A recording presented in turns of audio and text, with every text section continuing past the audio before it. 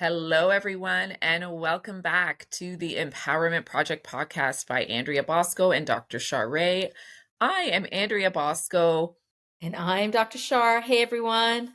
We are so happy to have you back. And today we are going to, sorry, hold on. And today we have the wonderful Christina Forlingeri back again. Hi, everybody. So, why is Christina back? Well, last week's episode was so well received. It was the highest listened to podcast yet. Definitely a lot of you resonated with Christina's story. And we're so grateful for the comments, for the feedback, for the support. Between Christina and Shar and myself, we've received such an overwhelming response from that. Can we all agree, guys? Yeah, for sure. Yeah, I was flooded with beautiful messages, and you really see people's emotions come out because they were sharing things with me and these are people that I haven't spoken to in a long time, or, not direct people in my life, but they would reach out to me and tell me their personal experiences and how difficult and how many people are struggling with different things that we talked about. So it's beautiful to talk with the community and share, Yeah, and connect with people over it.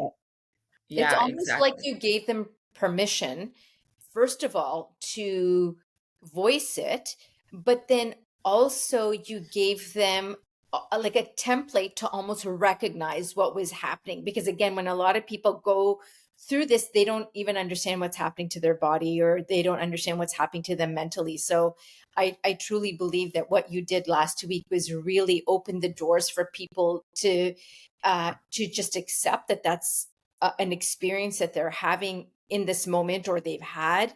So I think Hmm. that was the most special part of Yeah, the Yeah. podcast.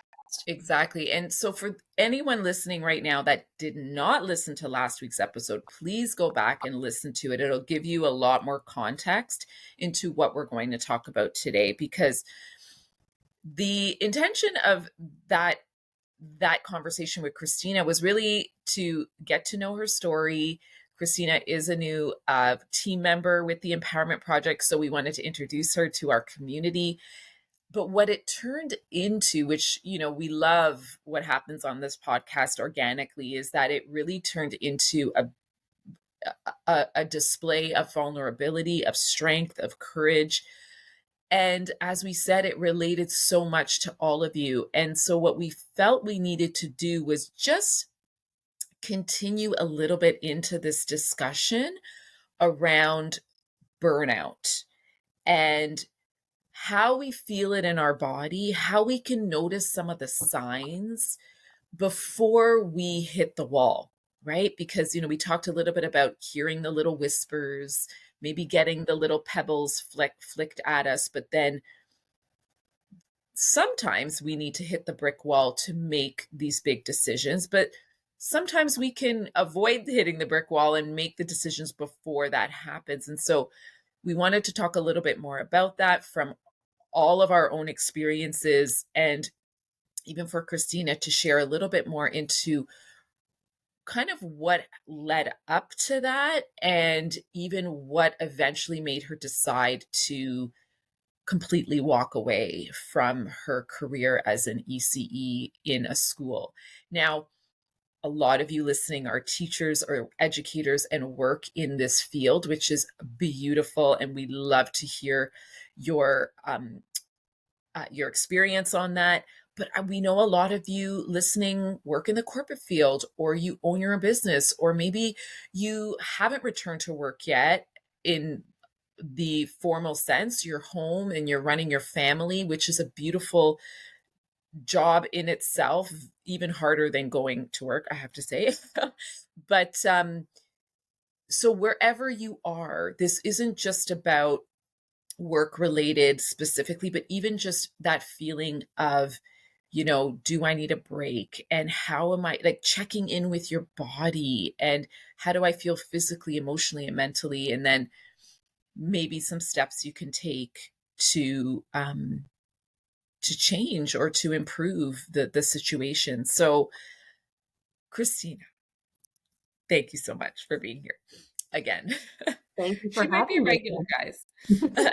So, yeah, so just in terms of, I think, you mentioned it was just over a year ago that you walked in bravely into your principal's office and told him that you needed to rest. And it was, you didn't even know what you were really asking, but you just knew you needed to rest. So, and I know you briefly talked about the lead up to that, but like, could you share a little bit more into even the lead up to the lead up, like kind of where you were and what your lifestyle looked like up until that point? Does that make sense? Yeah. So I struggled, like I mentioned, anxiety, it was always a struggle for me. Mhm. So I was very aware of that. And I always tried to do whatever I could to get that under control and manage things in my life and work and be a mom. Um, but what I was finding was no matter what I did, I couldn't get the anxiety under control.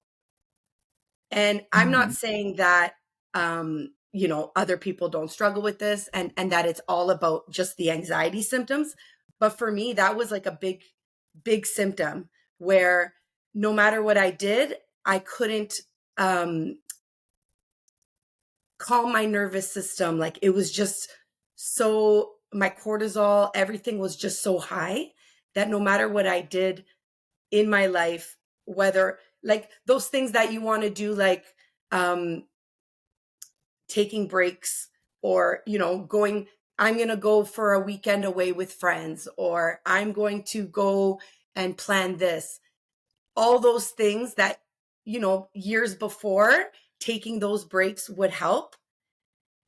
At that time, nothing I was doing was restoring me, if that makes sense. Mhm. Mhm. Mm, okay. That makes sense. Yeah. And Yeah. so what So did anxiety feel to you? Like, what was um anxiety for you? anxiety for me was waking up in the morning and it was very difficult to just get out of bed and Mm. start my day. I was so like numbed by the pressure, and a lot of it comes from the pressure that maybe like not maybe that I was putting on myself, all of the things that I was trying to accomplish and trying to be okay. The pressure Mhm. on myself to just try and be okay as opposed to uh, giving myself that opportunity to not be okay, Mhm. Mhm. Mhm. right? Yeah. Yeah. I wasn't allowing myself to um sorry, just give me a second. I wasn't allowing myself to not be okay. And Mhm. after so much time of just pushing through and pushing through, I feel like that's what happens eventually is like your body ends up shutting down. Yeah, totally. It makes you really start understanding why. Actually, I read this in a book, The Myth of Normal Gabor Mate. By Dr. Gabor Mate, and how a lot of women suffer from autoimmune disease because of the excessive amount of stress and anxiety and I believe it was stress and anxiety, but so much of that is piled onto women, that we end up having these types of conditions. And what's really interesting about what you're saying is your story is so common.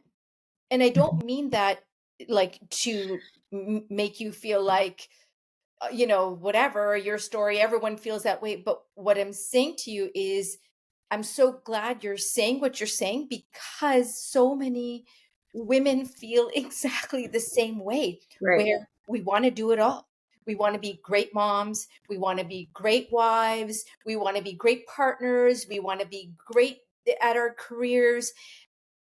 And we take on so much, but not only because it's something that we want, but it's what society expects. Like if you're Right. not showing up to every PTA meeting, if you're not making your children these special lunches, if you're not going on all the field trips, if like you're looked down upon, right? So this pressure for this performance, like I need to make sure that my kids are well taken care of. I need to make sure that I'm as contributing financially. I need to make sure that my family is well, and then all of a sudden what happens is we get lost in the mix. Like we don't even know what's happening to our body because not once have we turned inwards to figure it out. We Everything that we have is just gone out. So I feel like I'm so glad that you're saying it because it happens to everybody. Yeah. Mhm. And for me, it was a combination of the pressure of motherhood and life and being a working mom, Mm-hmm. but it was also the masking.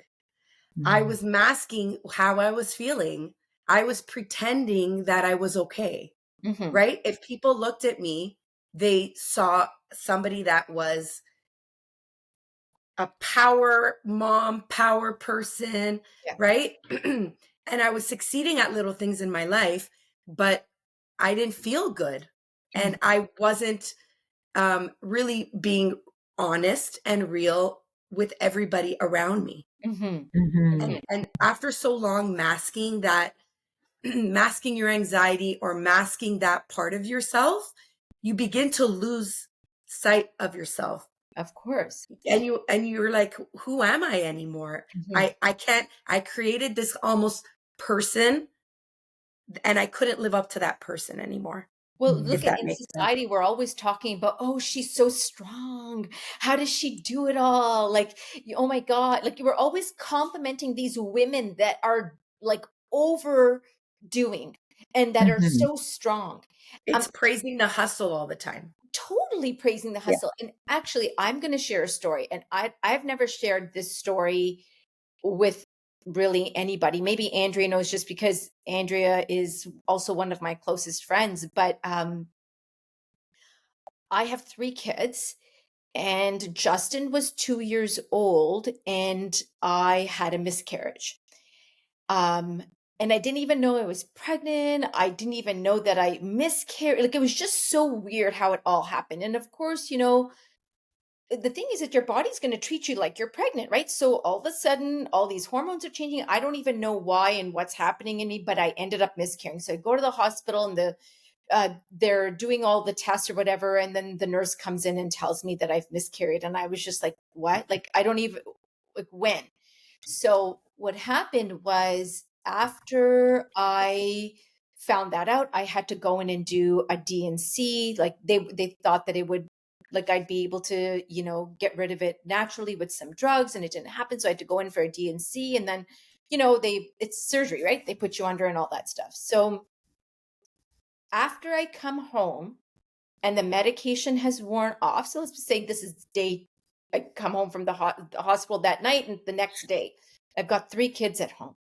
And all of them are like, Mom, I really want to bake cookies and this, that, and the other. So I got up and I pretended like it was a normal day.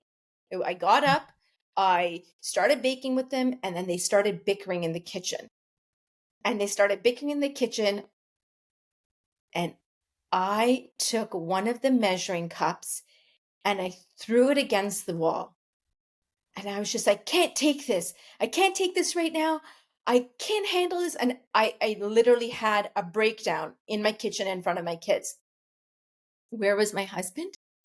Downstairs in the basement watching TV. And I stormed downstairs and I said to him, I was bawling my eyes out. And I said, I just miscarried. And I'm upstairs and I'm handling the kids. I said, I haven't even been able to grieve this entire process yet. And you're down here watching TV while I'm upstairs taking care of these three kids. And I was so upset because my role was, hey, that's okay. It's all done and over with. Get up and go take care of your children. Go take care of your family. Bake with them, cook with them. But no one understands that there's a massive grieving process, because not only has the physical that physicality of the miscarriage has happened. But remember, your hormones are in fluctuation now also, because your body's going, oh, you know what, you were pregnant like yesterday and you're not today, like what's going on? So so again, that was a big part of my learning, that who the hell do I think I am to think that I can do everything all the time? And after I yelled at my husband, right, which always feels good, um, I went upstairs to my room and I just kind of hung out in my bed, and I cried and I cried and I cried, because it just felt so ill supported, and I didn't know what to do. I didn't know how to be everything. Like that was my point, where I was like, well, how do I be everything? Because I can't. I just can't do it anymore. Right? Mm-hmm. Up to that point in time, like I didn't even know I was pregnant. Like that's how crazy. I didn't even know. Like that's how much lack of attention I was paying to myself. Mm-hmm. Yeah. And I think that that's why a lot of moms feel like they're failing sometimes, because the expectations are unrealistic. The expectations given to us are unrealistic, but even the expectations that you're putting on yourself, Hmm. Yeah. like you were doing at the time, Hmm. was not sustainable, Hmm. Yeah. right? Because you were not even 100% your self capacity at that point, No, right? Mm. I just had to get up and just do what I always did. I didn't want anything to disrupt the children, you know. I wanted to make sure that they were okay. And it was normal for me to be in the kitchen baking with my kids while my husband was doing something else. Like that, like, I love baking. I love being in the kitchen with my kids, but it was just one of those days where I could tell mentally I didn't have the capacity, and I basically just pushed myself off the cliff, Yeah. which was, And again, in a hindsight, it was probably the best thing I could have done, because it was my realization, whereas I can't do it all. I just yeah. can't.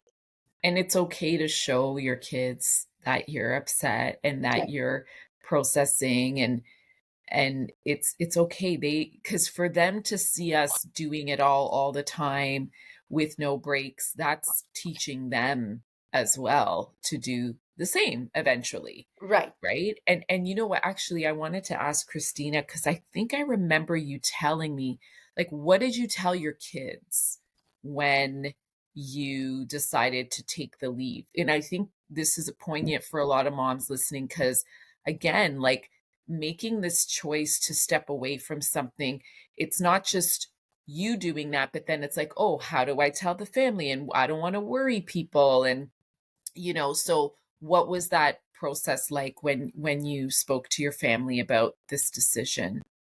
Well, I needed like a little bit of time because it was like a very emotional time. So, I had the conversation with my husband first, and he was, there and listening and, helping me through it, supporting me. And my kids could catch on that something was wrong, and they began to get worried because I think they thought I was sick. Mm, Physically sick, not that I wasn't, but like that it was serious and I wasn't saying anything. So I just told them that I'm just taking a break from work, and I don't when are you going back? They were sad because they loved my school, and they loved that I was in the school. And I'm like, maybe one day I will go back. And at that time I didn't give them any answers because I didn't have any answers, Mhm. mhm, really. But in the very, very beginning, I would kind of hide my emotions, and like Char's story, same thing. I would be crying and let's bake cookies and let's right like let's do a craft, because like that's another part of me, right? But slowly, as I allowed and gave myself permission to do the slowing down and to do the feeling, that's when I was becoming more honest with them, because I mhm, was at the same time removing the masks from mhm, other people, and I was also doing it for my kids, because like mhm, Andrea said, it's important. mhm, I didn't want originally I didn't want them to see me upset, but then at the end I was like, this is real life. And I Mhm. think it's scarier as a kid to not understand what's happening Mhm. versus, you know, being told, and what to their age level at the time, to be told what is going on. So, I was honest with them, and they would see, like, oh, what I would cry in the car sometimes. Like, say I got a text from someone at work and this was very fresh. I would cry and they're like, "Are you okay?" I'm like, "Yeah, I just miss work." Right? Mhm. Like I Oh, was just being honest. mm-hmm. They're like, and then I have one child that's like, more emotionally connected. And he's like, "That's normal. You worked there for so long. Like you love the students." That's And I'm cool. like, "Yes, that's exactly what it is." Right. And they're teaching me at the same time that it's okay to be sad because it's a normal thing. So yeah, I was in the beginning kind of shielding it. And then I slowly, and still to this day, I've become a lot better with even being honest with them. Yeah, Amazing. That's Yeah. so good. And yeah, yeah, like I think of course, they're still children and we're not going to, unleash everything on them. They don't have the capacity No. to kind of process that. But when you feel you've processed it or you can start expressing it in different ways, then it's I think, yeah, I think it's very important to do that and to be honest with your kids and but yeah, instantly I think kids they go to that like, "Oh, mom's sick," or whatever, like as And soon I as didn't want them to think that way, yeah, yeah, for sure. No, that's really good. And I think even with like our husbands or even with the people around us, like I think as women we feel like, "Oh, maybe we should have told them that like Shar, you know, I just got back from a D&C and I'm going to put my feet up for the night."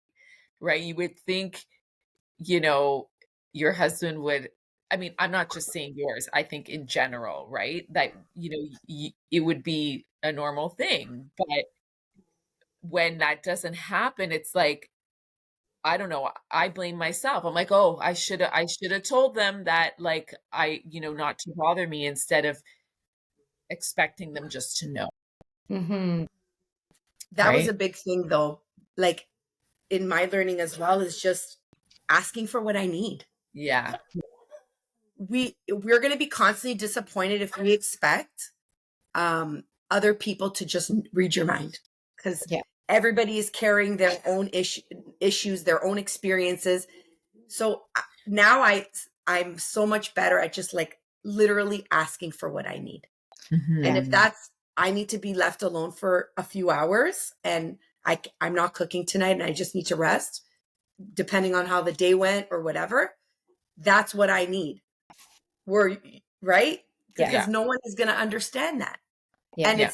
I'm not sitting here saying that's an easy thing because you're battling a lot of guilt and it's not a natural thing for mothers to do. We are caregivers. Our mm-hmm. Mhm. natural thing is to take care of everybody. And Mm-hmm. my therapist said it best. She said, for the last 12 years, you've been mothering your children. And now it's time to mother yourself, Mm-hmm. Mhm. right? So Give beautiful. everything that you've given to everybody else and your children and your family. And now you need to identify what it is that you need for yourself and give it to yourself Mm-hmm. Yeah. and not Yeah, rely on other people to give it to you. And I think it's so important for everybody. This isn't just for mothers. It's for anybody that's struggling or with all different types of experiences. A lot of times people think that I'm going to find a partner and they're going to make me happy. And then they Mhm. find the partner, they have the children, they get married, and they don't feel happy. And it's not that they're not happy with their life. It's that nobody is going to give you exactly what you need except yourself. So yeah. just pour it into yourself and you won't be disappointed. It reminds Amen. me of how we tell our kids, like I know I do, and I know you do the same thing, but when my kids have an issue at school, for example, I always ask them, can you advocate for yourself? Like, can you go and ask the teacher for what you need in order for this to happen or in order for you to meet this goal? So I'm always telling my kids that. And then I think, well, am I advocating for myself? Am I telling my family what I need? And I will say that I've gotten so much better. I've gotten so much better at asking for writing. And my kids know that if I'm in my room, like I was telling Andrea earlier, I think I was telling you, Christina, that I was so done yesterday. I put my pajamas on at 6:30 and I crawled into bed to read because I just needed to be away from everybody and everything because I needed time to kind of, well, not kind of, I needed time to recharge my own battery. But I think that communication piece ends up becoming huge. Like, are you able to have an open conversation with your partner or with your kids and tell them what you need at any given? If they're able to tell you what they need, then why are you not sharing with them? And my kids are older, so it is a lot easier now because they understand. But what I'm also finding with them is they can come to me and say, "Hey, mom, you know what? I just need some alone time right now. Like, I just need to be by myself." And I'm like, go take it when you're ready, come back and join, right? Or come and see me. We can talk about it if you feel like it. But it's like, because I've started doing it, they're doing it now and they're beginning to recognize when they feel like they need to be recharged. Yeah. And I think part of the growth too is once you identify what you need, right? Mhm. Whether it's, time on your own to decompress. One thing that I learned last year through therapy was when there's going to be difficult times, whether it's Christmas time or, I'm going to be all weekend at a dance competition, all weekend at a hockey tournament, and it's an output. It's a Yeah. heavy output kind of weekend. Right.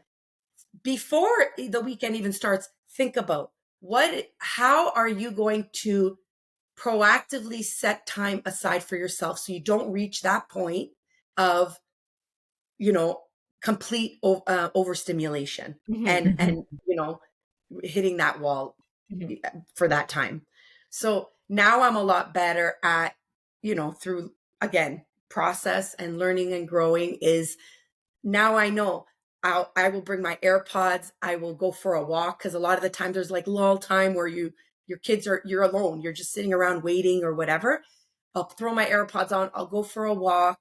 I'll pack myself food so Hmm. that I'm not bitter that I packed everyone else food and I didn't pack anything for myself and there's nothing to buy here. And now I'm tired and hungry, right? There's a lot of thought that needs to be put in even before the fact. The same way we think about our kids. We're going to be there for 7 hours. I better pack them some snacks. Hmm. What about us? Yeah. Right? So it's even putting that mothering, that's like what when I was referring to, that mothering that we put into everyone else, we have to put it into ourselves too. So Hmm. now I pack Mhm. myself a lunch. I Good make for sure I you. have water Hmm. and, can I go outside, even if it's not a walk, even if it's just fresh air sometimes Mhm. and just sit outside and like be in nature. Just those little moments that you can give yourself because sometimes life doesn't allow us to have hours and hours. That's just not realistic. But Hmm. it's those little micro moments that really make a difference. And they've made a difference for me. Yeah, And I and think like you said, they calm your nervous system so that you don't get to the point of going over the edge and overstimulating, and then it's so hard to come back to your homeostasis again, right? When you're so over. So that's such a good tip. Such a good tip. And I those know my little things, kids. I'm sorry, go ahead. No, I was saying like my kids have a water bottle with them all the time. Like they're the thirstiest children on the planet. And I'm like sitting there never with my own water bottle. It's like just even packing yourself a water bottle, right? Right? It's just those little things. Because, in talks after the podcast, talking to different people, and some people are like, but it's my job and it's my kids and it's yes, I am not saying that everybody is going like, and I'm happy that you said that, Andrea. Like, we're not telling everybody to quit your job. No. We can't control the way life is going to happen. And there's going to be stressful times of the year and there's going to be less stressful times of the year. But it's looking at every aspect, right? Like boundaries. I've talked to people that are educators. Do you have any boundaries at work? Because there's certain things that maybe you don't need to do Hmm. that Hmm. are right, that are like sucking you dry. Hmm. Hmm. Are you making time? Are you waking up before your kids and giving yourself like, what's your morning routine like? Oh, Mhm. well, I don't have one. And I'm not judging. I'm just saying those are the little things that make a big difference, because everyone can't quit their jobs and change their every aspect of their life, but you can evaluate the little micro things each day. Mhm.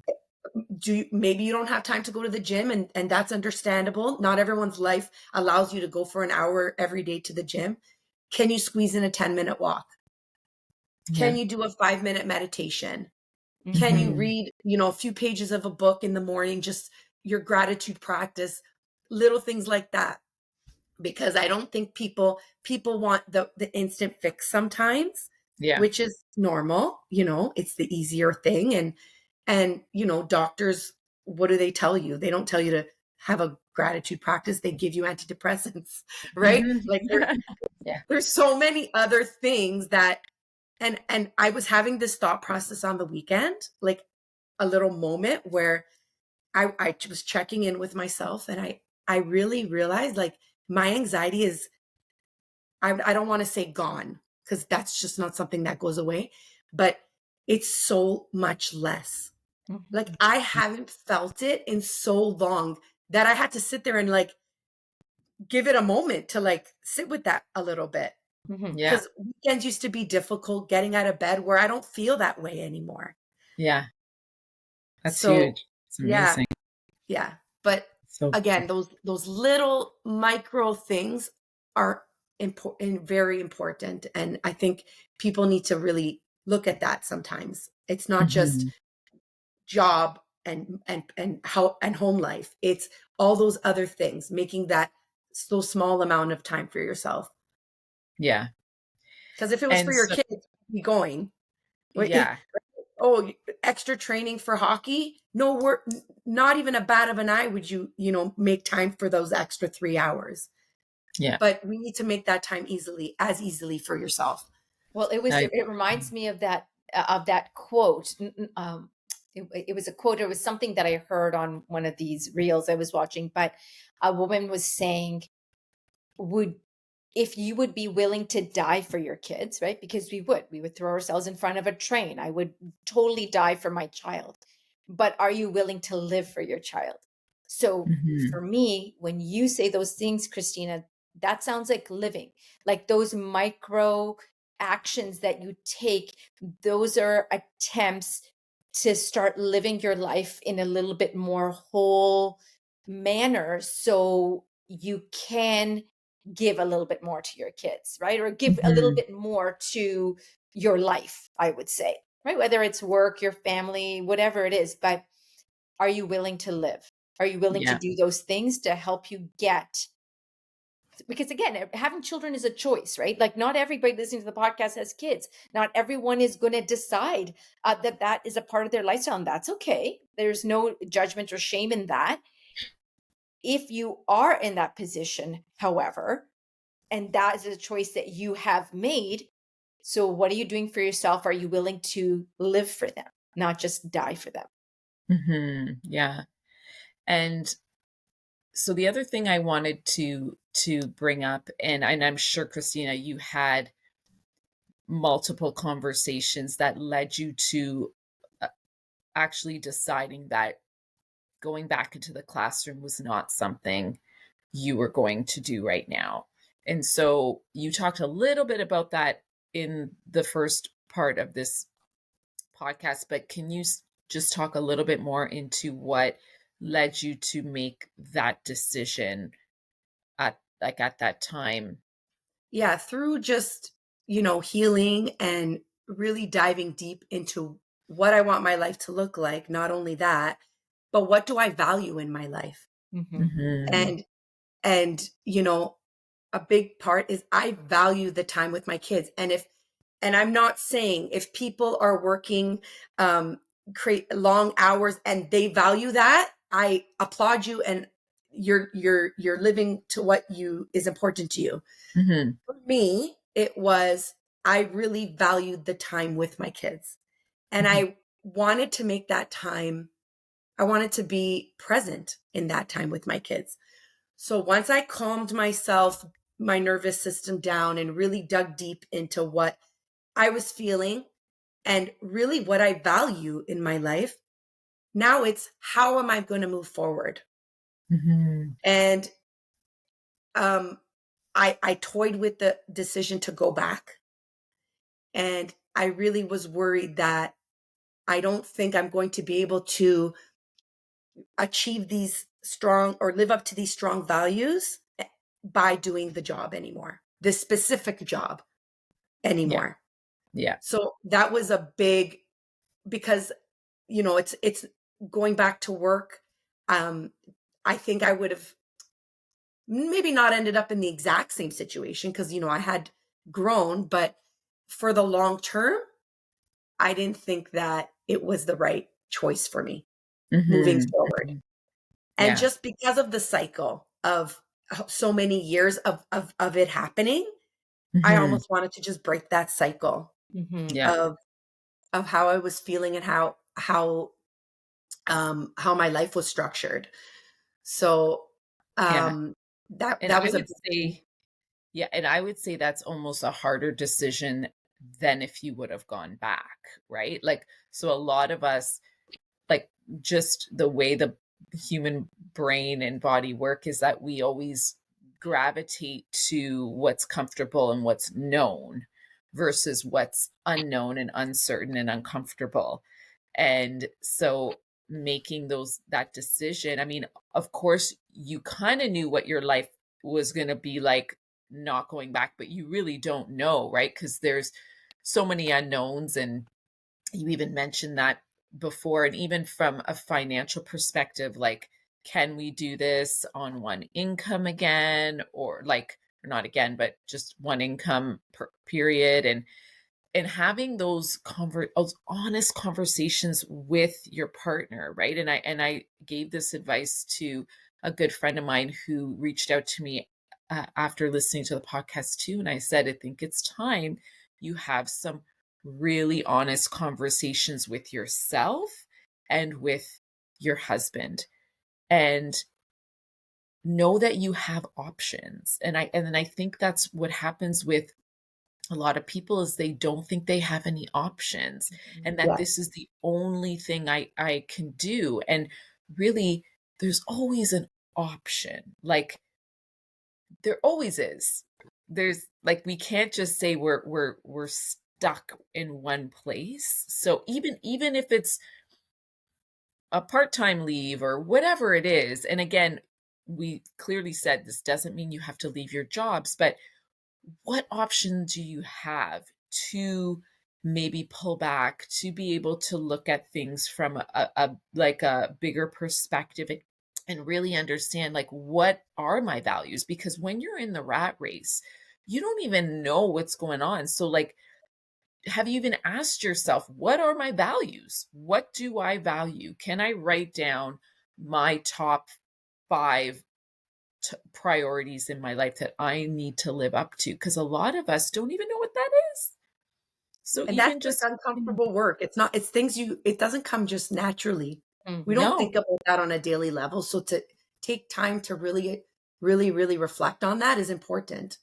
Well, that's what the whole 100%. busyness, right? Like, people like, hey, how are things going? Oh, things are really busy. Things are really busy. Like, everybody is busy, right? And so when you're busy, like, again, you get a medal because you're busy, like, because your life is, you've got all these things going on. But busyness is a disease, like, because busyness keeps your attention outside. It doesn't allow you to go inside. And actually, there are a lot of people that keep themselves busy, and they keep That themselves was me. involved and engaged in activity after activity after activity, whether you're single or whether you have a family. Like, but there are people, because the second they slow down, they might learn something about themselves, or something Mhm. about their past might creep up, or something uncomfortable that's deep down inside is going to now resurface. And that is really uncomfortable, right? So Yeah. being busy is great.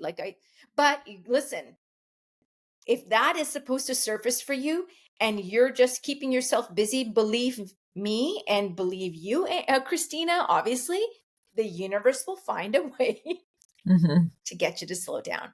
Like, I mean, Yeah. it's just the way that it works. if the universe or source or God or whatever you want to call that higher power out there is trying to get your attention, and you refuse to pay attention, and you're constantly keeping your hands in, multiple different pots, there will be a moment when the universe says, I'm sorry, you're not listening, so I have to do this. And that's what happens.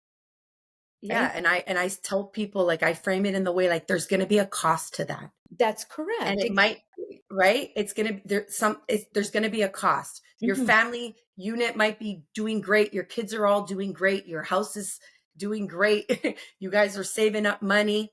You guys are going on vacations and whatever. But what's the cost? The cost is, like, you're going to be slowly deteriorating, Yeah, that's right. right? Mhm. Mhm. So it's worth to invest in that time in yourself, and just really give yourself that time to reflect and to check in, Mhm. just to check in, and Mhm. instead of, like, constantly being busy. Yeah. And I know that's easier said than done, Yeah, of but course it is. yeah, Exactly. it's a good reminder for people.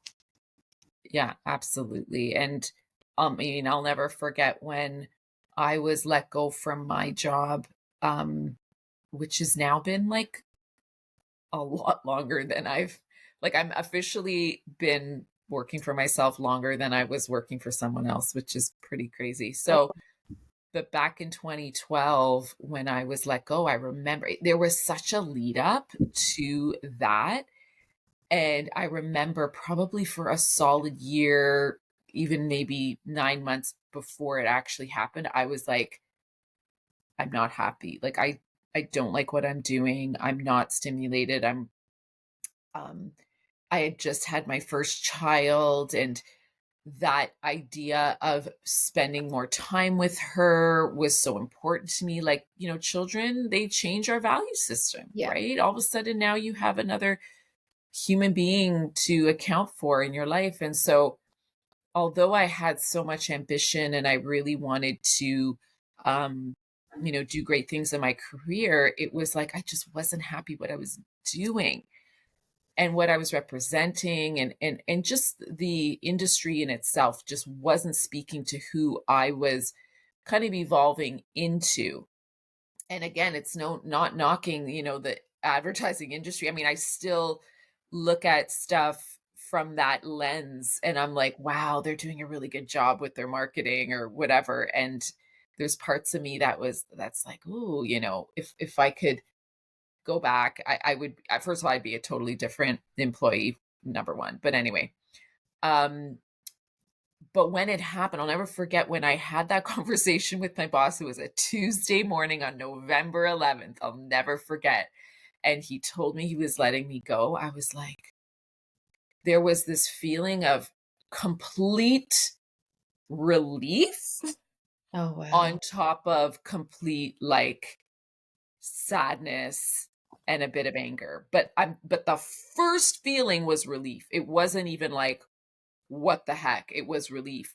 And I packed my stuff and I left, and I was just like, I got home, I told my husband, and I was just like, because the thing is, what you both said is that the universe will find a way.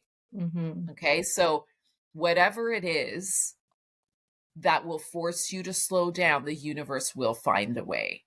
And for me, I knew I was never going to walk away on my own because, yes, financially, I was the breadwinner in the family, and I loved the people I worked with. I even loved my boss. He's the best boss.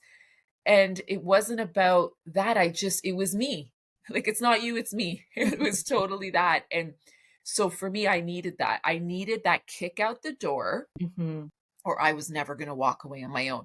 Now, could I have gone back into the rat race again? 100%. I had requests. I had people reaching out, "Hey, what's your next move? Are you interested in moving to this agency, or maybe moving to the broadcaster side or whatever?" I had people reaching out, but I was like, "No. I need a break. I'm taking this time." And then when the time came to officially make a decision whether to go back or not, it was a tough one, but I just knew it wasn't in my heart of hearts, and I had to have those tough conversations with myself and with my husband. So, and the thing is, you make it work. Like when you have more money, you spend more money. Let's face it. So we had a little less, but we, had to let a few luxuries go. And we just made it work. And it wasn't easy, but I knew it was best for me and my family at the time. I was trying to get pregnant with my second kid and I wasn't getting pregnant. And like, of course, it makes sense why, like the stress levels were high and all this stuff. And it wasn't until, I finally kind of made that decision and all that, and things were moving more smoothly that, hey, lo and behold, I got pregnant again. And that's when my little guy came around. So it's just goes to show, like, when you really ask yourself and tune in to your authentic self. So outside of ego, outside of roles and identities, like, I'm sure a lot of educators have this identity, like you said, mask of like, this is who I am and I'm nobody else without this job or this role and title. When we take those off, right, and really get down to who we are, we make the best choices for ourselves and for our value system. Yeah. But Yeah. it's And not easy. no, it's not easy. And a lot of people have asked me that, like, how did you know? And if you just went on to, like, wrote on pieces of paper, like money, stability, pension, like if I just looked at those factors, then I wouldn't leave. Yeah. Right. But I I didn't, beyond those factors, like you said, you knew in your heart, Mhm. taking that time, like you knew in your soul, like this is not for me anymore. Mm-hmm. And that's okay. That life is not for me anymore. And that's okay. Just that was it. Right. Yeah. Because we can circle around pension for pension, right? A lot of And people said you benefits give and up pension. Yeah.